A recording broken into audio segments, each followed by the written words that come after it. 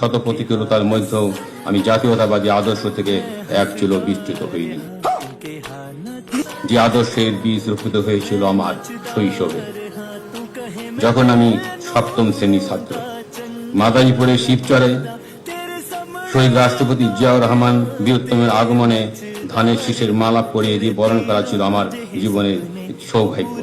পরবর্তীতে 1977 সাল থেকে 1981 সালের মধ্যে আরও 4 বার শহীদ রাষ্ট্রপতি জিয়াউর রহমান বীরোত্তমের সেনের স্পর্শে আসার আমার অনন্য সুযোগ হয়েছিল।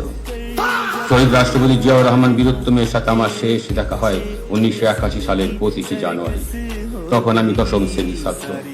আজও আমার স্মৃতি মণিকোঠায় সেদিনটির স্মৃতি উজ্জ্বল।